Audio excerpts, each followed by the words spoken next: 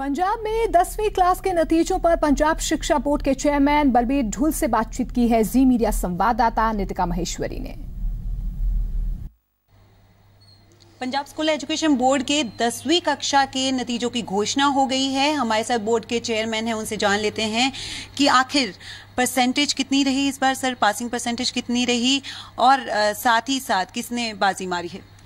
और हमारी इस बार जो 10वीं कक्षा के इम्तिहान का जो रिजल्ट आया उसमें 57.50 टोटल परसेंटेज पास की है और इसमें से 28 पॉइंट समथिंग जो है वो रीपेयर वाले हैं जिनका हम एग्ज़ाम जल्दी ही ले लेंगे ताकि इनका जो साल वो ख़राब ना हो। और टोटल जो हमारी है 13.84 जो है वो फेल हुए हैं। पिछली बार मॉडरेशन के बिना भी 67% जो रिजल्ट था, लेकिन मॉडरेशन करने के बाद वो 73 हो गया था।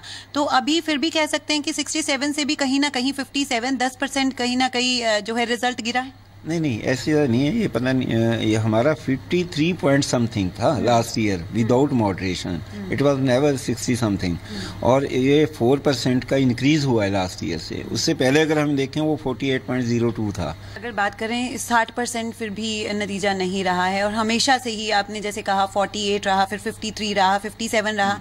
इम्प्रूवमेंट की तरफ तो जा रहे हैं, लेकिन कहीं ना कहीं आपको लगता है कि 60% तो कहीं ना कहीं होना चाहिए। नहीं, मैं आने वाले टाइम में ये हो जाएगा क्योंकि इसका एक बड़ा रीज़न ये है कि हमारे आरटी एक्ट के मुताबिक किसी भी क्लास में कोई बच्चा रिटेन नहीं करना होता। एग्ज़ाम नहीं, हमारे पहले 5th और 8th का भी हमारा बोर्ड का एग्ज़ाम हुआ करता था, उसमें फिल्ट्रेशन हो जाती थी, बच्चे 10th का अच्छा रिजल्ट हो जाता था। लेकिन अब ये ना होने के कारण ये इस तरह की पोजीशन है। लेकिन पंजाब गवर्नमेंट ने पिछले 2 सालों से ये शुरू कर दिया है। को एक पॉजिटिव भी मानता हूँ कि लड़कियां जो है हमेशा ही वो हर एक फील्ड में आगे जा रही हैं और इस एग्ज़ाम में भी उसने 10-11% पास प्रतिशत जो है उनकी ज़्यादा ही है। ये एक वुमेन एम्पावरमेंट के लिए एक बहुत बड़ा स्टेप भी मैं समझूंगा, क्योंकि हमारी जब बच्चियां जो लड़कियां हैं वो पढ़ जाएंगी तो इसका मतलब वो बहुत प्रोग्रेस हमारा पूरे लोग करेंगे। पिछली बार पंजाबी सब्जेक्ट में बहुत स्टूडेंट्स फेल थे, लेकिन इस बार कहीं ना कहीं जो है रिजल्ट में इम्प्रूवमेंट उसमें भी देखने को मिली है।